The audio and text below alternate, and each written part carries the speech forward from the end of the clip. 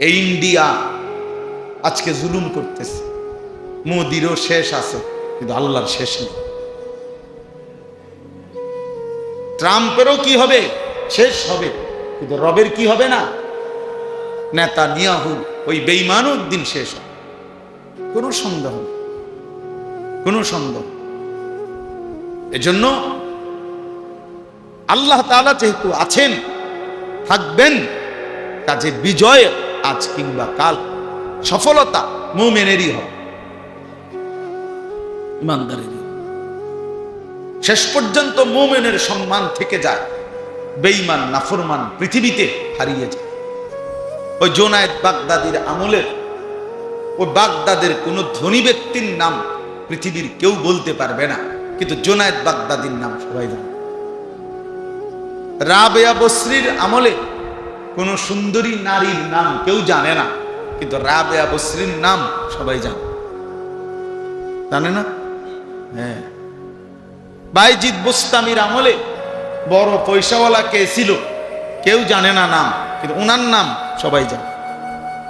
তাহলে পৃথিবীতে ইমানদারি টিকে থাকে, সেজদাওয়ালা, তাকওয়াওয়ালা, আল্লাহকে রাজি খুশি করছে যে সেই শেষ পর্যন্ত কি টিকে থাকে।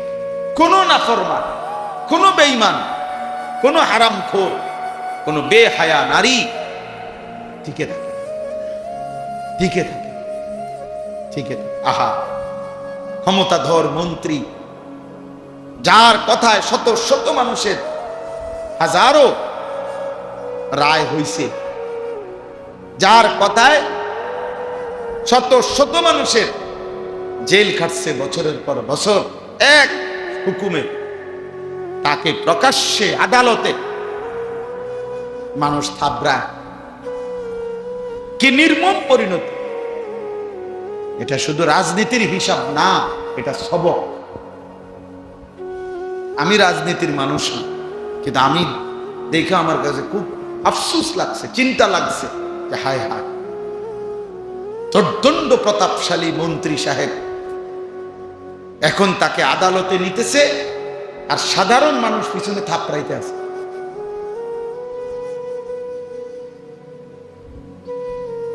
ঠিক দুনিয়াতে এত বড় বেইজ্জতি, নাফরমানের আখিরাতে কি হবে? পাপীদের আখিরাত কি হবে যদি আল্লাহ মাফ না করে, যদি তওবা না, যদি তওবা। তাহলে বুঝাই গেল, অহংকারী, পাপী, জালেম দুনিয়াবাসীও যদি তাগরে ঠিক মতো পায়, তাইলে থাবড়াইতে দেরি করে না, তো আখিরাতের ফিডাটা কেমন ফিডাটা?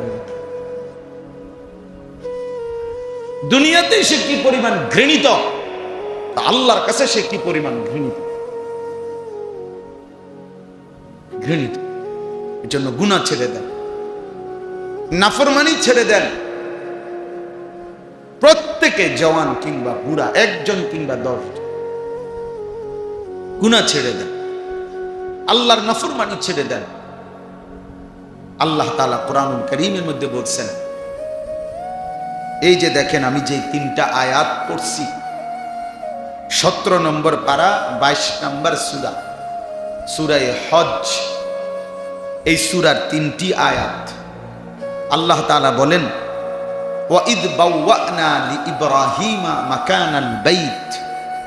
আল্লাহ তাআলা বলেন, স্মরণ করুন হে নবী, যখন আমি আল্লাহ আমার প্রিয় বন্ধু, আমার নবী ইব্রাহিমের জন্য আমার ঘর কাবা পুনর্নির্মাণ করার আদেশ দিয়ে আমি পুরো অবস্থানটা, ঘরের নকশা, সীমারেখা সব কিছু যখন আমি আল্লাহ ঠিক করে দিলাম। আল্লাহ বলেন, এই জমিনের মধ্যে আমি আল্লাহ সর্বপ্রথম মানুষের জন্য প্রথম কি বানাইলাম? ইন্না আউওয়ালা বাইতিন বুদিআ লিন-নাসি লাল্লাযী বিবাক্কা। আল্লাহ বলেন, এই জমিনে প্রথম আমি মানুষের জন্য বানিয়েছি ইবাদতের ঘর, কাবা। কাবা। তাহলে মানুষকে পৃথিবীতে, মানুষের আসার পরে, জন্মের পরে বুঝ হওয়ার পরে এই পৃথিবীতে এক মানুষের প্রথম পরিচয় ইবাদত। আল্লাহ বলেন, আমি মানুষের জন্য জমিনে প্রথম বানাইছি ঘর।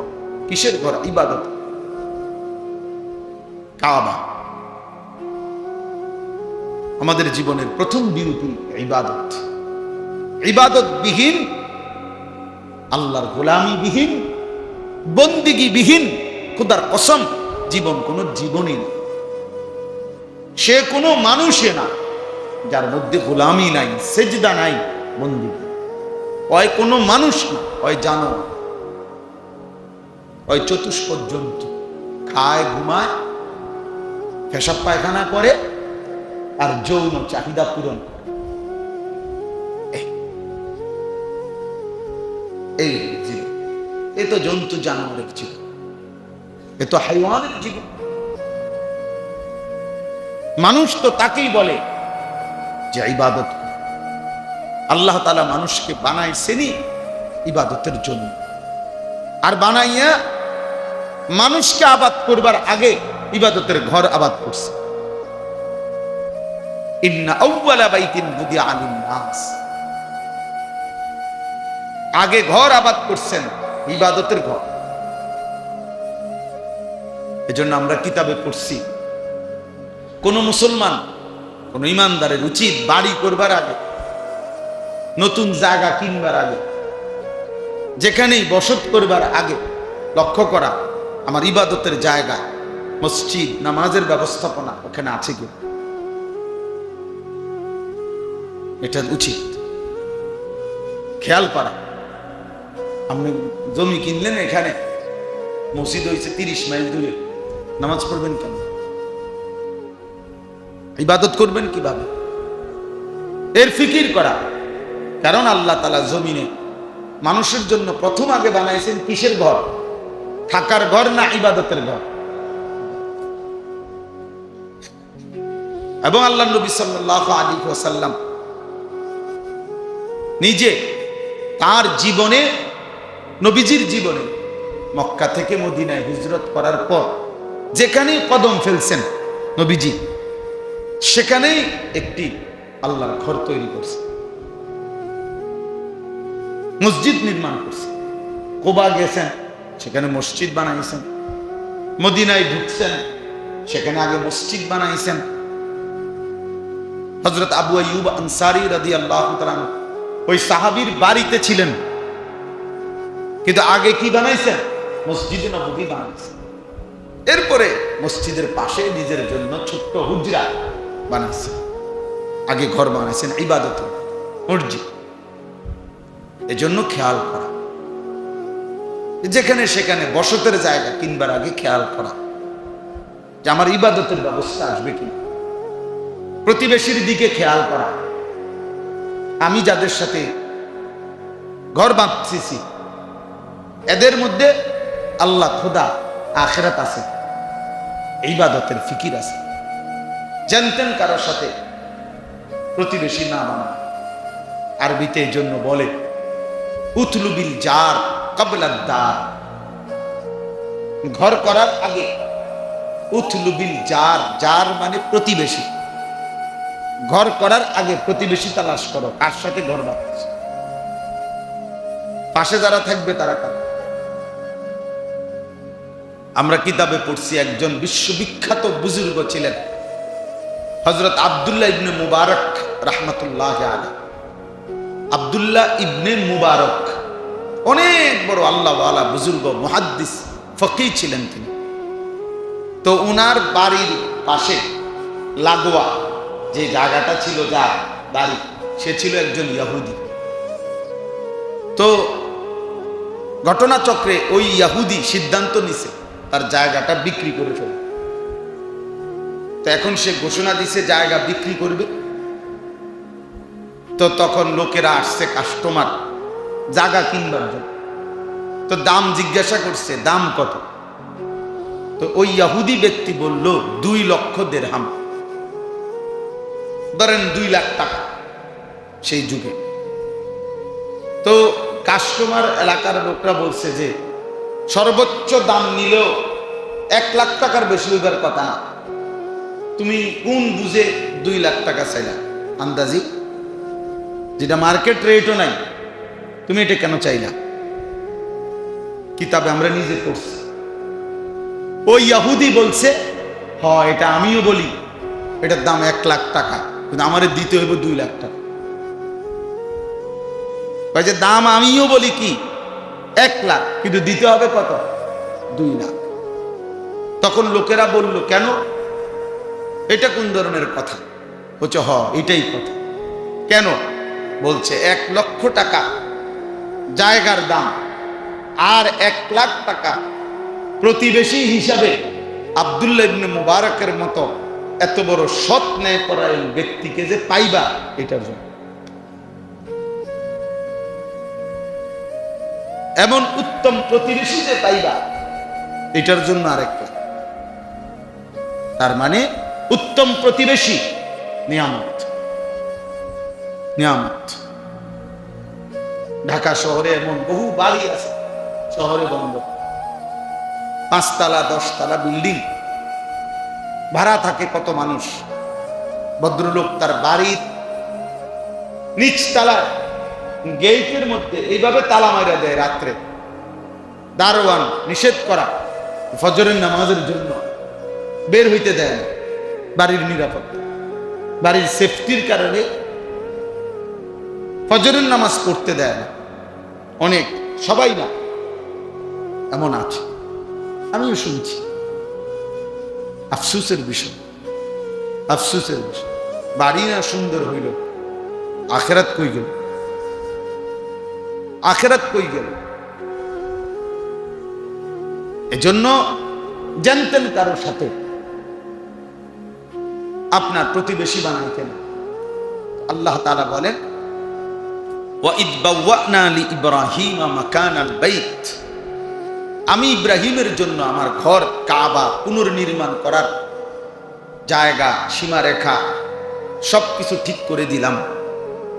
মূলত আল্লাহ তাআলা আদম আলাইহিস সালামের জামানাতেই আল্লাহর ঘর কাবা নির্মাণ করছেন ফেরেশতাদের মাধ্যমে। আদমের আগেই নূহ আলাইহিস সালামের জামানায় যখন তুফান আসছে, আল্লাহর কুদরতে আল্লাহর ঘর কাবার উপরের যে দেওয়াল প্রাচীর সাইডের, এটা তুলে নিছেন, শুধু নিচে পুনর্নির্মাণ করে। তো উনার মাধ্যমে আল্লাহ তাআলা ঘর নির্মাণ করলেন এবং উনাকে জায়গা, দৈর্ঘ্য কত, প্রস্থ কত সব ঠিক করে দিলেন। দিয়া আল্লাহ বললেন, ইব্রাহিম তোমাকে আমি আমার ঘর বানাইলাম, তোমারে দিয়া, তোমার ছেলে সহ, 3টা উদ্দেশ্যে। 1 নাম্বার, এই কাবা আল্লাহ কেন বানাইলেন? ইব্রাহিমের মাধ্যমে আবার ঠিক করাইলেন কেন? আল্লাহ বলেন 3 উদ্দেশ্যে। 1, আল্লাহ তুশরিক বি শাইআন। 1 নাম্বার হলো আমার ঘরের ইবাদত, আমি আল্লাহর বন্দিগি করবা আমার ঘরকে সামনে রেখে। তবে 1 নাম্বার খেয়াল করবা, কোন অবস্থাতেই আমি আল্লাহর সাথে যেন শিরিক না হয়। আমি আল্লাহর সাথে শিরিক করবা না। এই জন্য বান্দার প্রথম খেয়াল রাখা উচিত, আল্লাহ তাআলা আমাকে বানিয়েছেন ইবাদতের জন্য, আমার দ্বারা যেন কোনোভাবে আমার আল্লাহর সাথে শিরক না। আল্লাহ বলেন, ইব্রাহিম তোমার কাছে আমার প্রথম আদেশ, আমার ঘর বানাও, ইবাদত করো, খেয়াল রাখবা যেন শিরক না, শিরক না হয়। 2 নাম্বার, ওয়াতাহহির বাইতিয়া লিত-তাইফিন ওয়াল কাইমিনা ওয়ার রুকআইস সুজুদ। আমার এই ঘরকে পবিত্র রাখো আমার তাওয়াফকারী বান্দাদের জন্য এবং নামাজি বান্দাদের জন্য। আমার এই ঘরকে কেন্দ্র করে যুগে যুগে মানুষ তাওয়াফ করবে এবং আমার এই ঘরকে কেন্দ্র করে মানুষ রুকু দেবে, সেজদা দিবে, নামাজ পড়বে। এই ইবাদতের জন্য, নামাজের জন্য, তাওয়াফের জন্য আমার ঘরকে পবিত্র করো। তো তাফসীরের মধ্যে আছে, শিরিক থেকে, মূর্তি পূজা থেকে, আল্লাহর অবাধ্যতা থেকেও পবিত্র রাখো আবার বাহ্যিক ময়লা আবর্জনা থেকেও পবিত্র রাখো। 3 নাম্বার হলো ওয়াআদ্দিন ফিন নাস বিল হজ। এই 1 নাম্বার হলো আমার ঘরকে তুমি শিরিক থেকে পবিত্র রাখবা। 2 নাম্বার আমার তাওয়াফকারী এবং নামাজি বান্দাদের জন্য পবিত্র করো। 3 নাম্বার হলো আমার এই ঘর কাবাকে কেন্দ্র করে তুমি মানুষের মাঝে হজ্জের ঘোষণা দাও, মানুষ যেন আমার এই ঘরকে কেন্দ্র করে হজ করতে আসে। ওয়াআদ্দিন ফিন নাস বিল হজ, মানুষের মধ্যে হজের ঘোষণা দাও। আল্লাহ বলেন তুমি শুধু ঘোষণা দিবা, এরপরে আমি আল্লাহ যুগে যুগে এই পরিমাণ মানুষ এই ঘরের দিকে আনবো হজের জন্য। ইয়াতুকা রিজালান, কেউ কাছাকাছি জায়গা থেকে পায়ে হেঁটে আসবে, আর কেউ ওয়া আলা কুল্লি দামিরিন ইয়াতিনা মিন কুল্লি ফাজ্জিন আমিক, পৃথিবীর প্রতিটা গলি গলি, প্রতিটা দেশ, প্রতিটা ভূমি থেকে দলে দলে দূর দূরান্ত থেকেও আমার বান্দারা আমার এই ঘরে হজ করতে আসবে, তুমি শুধু ঘোষণা দিয়ে দাও। এজন্য তাফসিরে আছে ইব্রাহিম আলাইহিস সালাম বলেন, আল্লাহ আমি সারা পৃথিবীর মানুষের কাছে এই আওয়াজ কিভাবে পৌঁছাবো? আল্লাহ তাআলা বলছেন ডাকা এটা তোমার দায়িত্ব, পৌঁছানো আমার দায়িত্ব, আমার দায়িত্ব। ওয়া আলাইয়াল বালাগ, পৌঁছানো আমার দায়িত্ব, তুমি ডাক দাও, তুমি ডাক দাও। তো ইব্রাহিম আলাইহিস সালাম ডাক দিছেন। তাইলে এই কাবা মক্কা শরীফে যেটা ইব্রাহিম আলাইহিস সালামের মাধ্যমে আল্লাহ তাআলা বানিয়েছেন 3 উদ্দেশ্যে। 1 নাম্বার যেন শিরক না হয়, বরং আল্লাহর ইবাদত হয়। 2 নাম্বার এই ঘর যেন পবিত্র থাকে তাওয়াফকারী এবং নামাজিদের জন্য। 3 নাম্বার এই ঘরে যেন আল্লাহর শ্রেষ্ঠতম ইবাদত হজ পালন হয়। এজন্য আলহামদুলিল্লাহ আমাদের প্রিয় নবী সাল্লাল্লাহু আলাইহি সাল্লামের চূড়ান্ত পবিত্রকরণের মাধ্যমে নবীজির সেই জামানা থেকে আজ পর্যন্ত এই 3 আমল শিরিক মুক্ত এবং ইবাদত, নামাজ, বন্দিগি এবং হজ আল্লাহর ঘরে হচ্ছে, ইনশাআল্লাহ কিয়ামত পর্যন্ত হতে থাকবে। এই মুহূর্তেও আল্লাহর বান্দারা সারা পৃথিবী থেকে, আমাদের বাংলাদেশ থেকেও আলহামদুলিল্লাহ হাজী সাহেবরা ইতিমধ্যে গত 29 তারিখ থেকে পৌঁছে গেছে, যাচ্ছে প্রতিদিন। এখন প্রতিদিন ফ্লাইট হচ্ছে, আমাদেরও ফ্লাইট 28 তারিখ ইনশাআল্লাহ। তো আল্লাহর বান্দারা যাচ্ছে। তো আপনাদেরকে এই হজ্জের পবিত্র মাসে হৃদয়ে আল্লাহর ঘর জিয়ারতের আগ্রহ যেন জাগে, এই জন্যই আয়াত করছে। এই কথাই শেষ কথা, হৃদয়ে যেন একজন মুসলমানের আল্লাহর ঘরের প্রতি আগ্রহ জাগে। আহা, অনেক মুসলমান আছে যাদের উপরে হজ ফরজ, কিন্তু পৃথিবীর সব কিছুর ব্যবস্থা করছে। 3 ফুটের বিদেশ যাইতে 8 লাখ করে 3 আটা 24 লাখ টাকা এই বুড়া মিয়া ব্যবস্থা করছে। বিল্ডিংয়ের যাবতীয় খরচ এবারটা ব্যবস্থা করছে। এই পর্যন্ত না হলেও 20 শতক 30 শতক জমি কিনতে গিয়া যখন যত টাকা লাগছে সব উনি ব্যবস্থা করছে। কিন্তু নাফরমান আজ 60 বছরও বললে হজ্জের জন্য 6 লাখ টাকা ব্যবস্থা, এটা বললে তার কাছে এটা আসমান পরিমাণ মনে হয়, এটা তার কাছে পাহাড় পরিমাণ মনে হয়।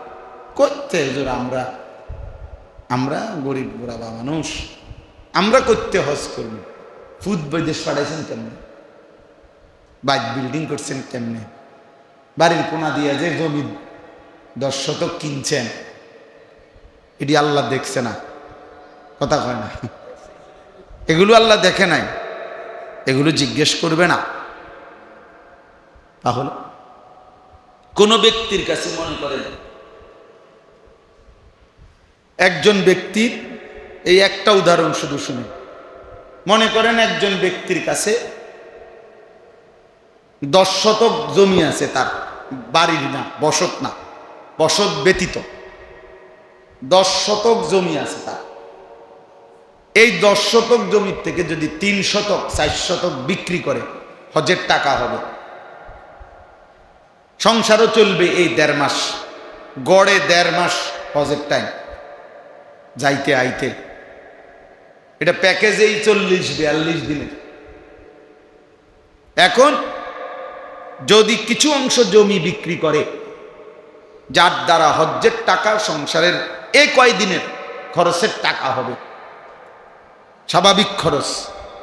আবার আসলে ফিরে আইলে বাকি জমি যে দূর আছে ওদূর দিয়েও ইচ্ছা করলে সংসার চলবে।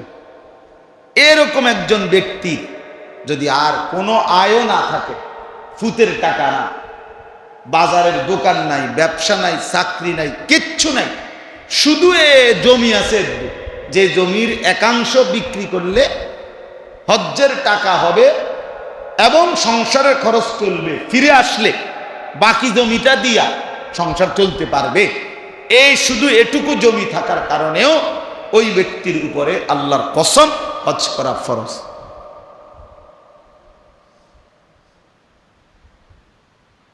এবার সাসার চোখ বড় হয়ে গেছে, কই চোমা খাইছে নাও, কি তো ঠিক না? চিন্তার বিষয় কিনা বলে, চিন্তার বিষয় কিনা? এবার এবার ইনসাফ করে ভাবেন তো কি পরিমাণ মুসলমানের উপরে হজ খরচ। কথা বল না কেন, হিসাব করেন, বলে 3 শতক জমি বেচলেই তো 3 লাখ টাকা করে, 9 লাখ টাকা। হ্যাঁ, তাইলে এই জন্য মনে রাখবেন, রাসূলুল্লাহ সাল্লাল্লাহু আলাইহি সাল্লাম বলছেন, শেষ কথা হলো নবীজি বলছেন, যার উপরে হজ ফরজ হলো অথচ হজ না করে মরে গেল, আল্লাহর কসম নবী বলেন, আমি জানি না এটা হয়তো ইহুদি মরছে নয়তো খ্রিস্টান মরছে, ইমানদার মরে নাই। স্পষ্ট বিশুদ্ধ হাদিস। হয় এটা ইহুদি মরল, নয় কি মরল, মানে বেঈমান। এই মরণ বেঈমানের মরণ, ইমানদারের মরণ না। অতএব দয়া করে আজকে এটুকুই কথা, 2টা কথা বললাম। 1 নম্বর কথা হলো, নিজের স্ত্রী, সন্তান, ছেলে মেয়ের নামাজ, ঈমান, আমল, আখলাক, চরিত্র এর দিকে নজর রাখবেন, নিজের প্রতিও খেয়াল রাখবেন। আর 2 নম্বর কথা হলো, হজ্জের এই সময়ে আপনারা ফিকির করেন যাদের উপরে হজ ফরজ, কিভাবে হজ আদায় করবেন। এবছর না হোক, সামনে প্রস্তুতি নেন, ফিকির করেন। হজকে একবারে বুড়া কালের আমল বানায়েন না। অনফোলা বিয়া দিছি না কি তো কয়, অনবেলে হজে যাই দেখা, অন মাইয়া বিয়া দন বাকি আও কি কয়, এত সকাল হাজ হিসাব হইয়া বুঝি। হ্যাঁ, মানে হিসাব হইল কি, অন জিফুত বিয়া দিছি না, এত সকাল বুঝি বাটফারি ছেড়ে দেবো, কি কন আমি। হজের থেকে আইলে তো ভালো হয়ে যাওয়ান লাগবে।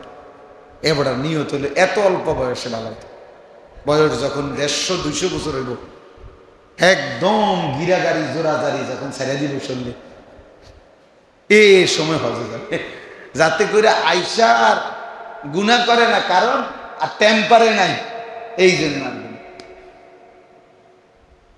এই জন্য গুনাহ, আর এই বলে নাই না। আল্লাহ আমাদেরকে হেফাজত করেন, আল্লাহ আমাদের প্রত্যেককে আল্লাহর ঘর জিয়ারতের তৌফিক দান করেন। একটা কথা মনে রাখবেন, যেই চোখ, যেই মুমিনের চোখ আল্লাহর ঘর দেখে নাই, কাবা, মদিনার রওজা দেখে নাই, আমি সব সময় বলি, হায় সেই চোখ কি দেখলো। ওই চোখ যেন কিছুই দেখে নাই, যে চোখ মালিকের ঘর দেখে। ওই চোখ যেন কিছুই দেখে নাই, যে চোখ মদিনার সবুজ গম্বুজ দেখে নাই। ওই চোখ যেন কিছুই দেখে। এই পৃথিবীর বাকিগুলো দেখে আর লাভ কি হবে? রবের ঘরই দেখলাম, বন্ধুর রওজাই দেখলা না। আল্লাহ আমাদেরকে তৌফিক দান করে, আল্লাহ আমাদেরকে কবুল করে নেন। যারা গেছে, যারা যাবে, আল্লাহ তাআলা তাদের হজকে কবুল করেন। আমাদের প্রত্যেককেই আল্লাহর ঘর জিয়ারতের তৌফিক দান করেন। আমিন। সুবহানাল্লাহি ওয়া বিহামদিহি, সুবহানাকাল্লাহুম্মা